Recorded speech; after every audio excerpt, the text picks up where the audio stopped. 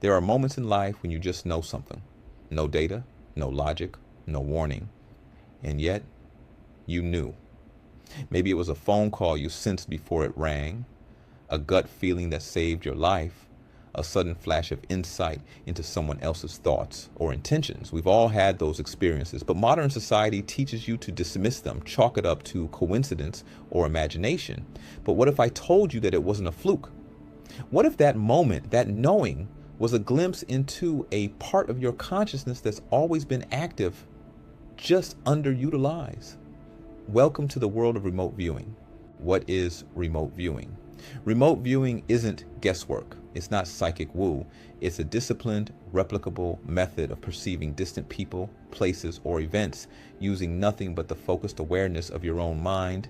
It was used in secret by military intelligence units, CIA operatives, and deep black programs for decades, quietly producing results that conventional surveillance couldn't match. And now, it's no longer classified. It's no longer hidden. And it's yours to explore. Oracles, shamans, and seers throughout ancient cultures used trance states, ritual, or psychedelics to see beyond space-time.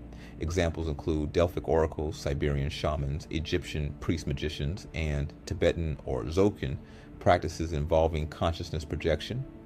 Some modern origins from the 1940s to the 1970s, sparked by reports of psychic spying by the Soviets.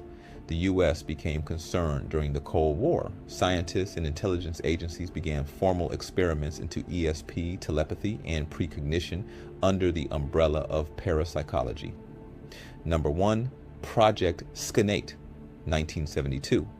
First remote viewing program initiated by CIA in collaboration with physicists Russell Targ and Hal Puthoff at Stanford Research Institute.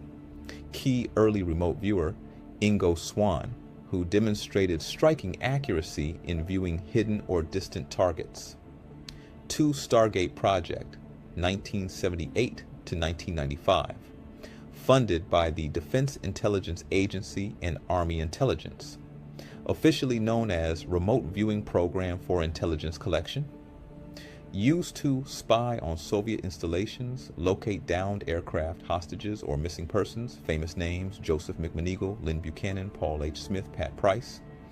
In 1995, the CIA declassified and terminated the program, stating that results were mixed and inconclusive. However, many insiders and whistleblowers claim this was a cover story, and classified remote viewing programs continued under different names. How does it work? At the heart of remote viewing lies a simple principle. Consciousness is non-local. That means your awareness is not confined to your body, your brain, or even this moment in time. Using specific protocols, ones developed and refined by experts like Ingo Swann and Joseph McManigal, you train your mind to act like a signal receiver. You don't imagine the target, you perceive it, piece by piece, sensory by sensory, until the full picture emerges. Remote viewing challenged the materialist paradigm and suggests consciousness is non-local. The Meta Center has went a few steps further, developing unique methodologies which helps aspirants to project further than all previous sessions combined. There are a few areas of interest relate to remote viewing, such as quantum entanglement. Consciousness might interact with entangled particles or exist as a field that transcends time and space. Holographic universe model. The idea that all information is encoded in every part of space-time. The viewer is tapping into the universal database, akin to Akashic records. Psi-mediated information transfer. Psi equals unknown energy or process that transmits data. Viewer acts as a passive receiver, similar to an antenna. Remote viewing goes far beyond intelligence work. Many practitioners believe: 1. Consciousness is primary, not the brain. 2. You are not sending yourself to the target. 3. Remote viewing can tap into past lives, parallel timelines, subterranean realms, or off-planet structures. Some believe remote viewing is dangerous if safeguards aren't followed. Certain entities or energies may notice the viewer, which we teach you protective strategies to mitigate these dangers. 5.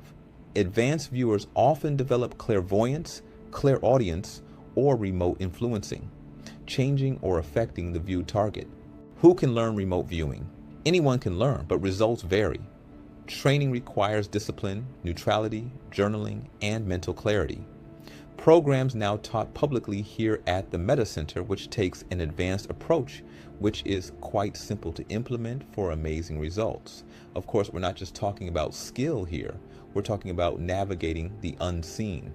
When your mind starts piercing the veil, there are risks, psychic contamination from your own subconscious, false positives in overanalysis, energetic residue from trauma-laced targets or from a trauma-laced self.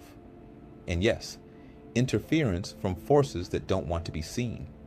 You must learn to discern, protect, and anchor yourself during these excursions. That's why proper guidance is not optional, it's essential. On May 17th, you'll have the opportunity to step into this ancient yet modern art form with us at the Meta Center in Chicago, or from anywhere in the world via our virtual classroom. This isn't a sit back and listen event. This is a hands-on initiation into one of the most misunderstood, underestimated abilities on the planet. Here's what you'll experience: the true history of remote viewing, from CIA Black projects and beyond, the daily routines and mental disciplines that sharpen your internal antenna live practice scenarios.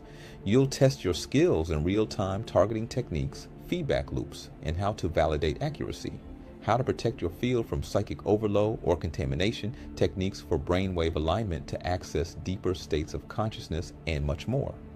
You'll leave not just informed, but activated. Handouts, target materials, and continued support. Every attendee will receive physical or digital materials to continue their journey. This isn't just a workshop, it's the beginning of a deeper practice. Seats for the in-person class are limited, and our virtual seats require pre-registration to ensure you receive your materials in time.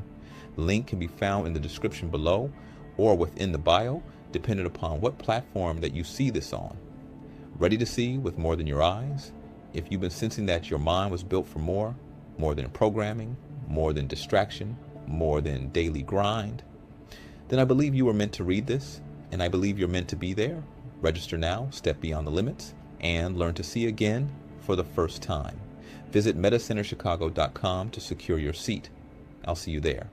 Be empowered.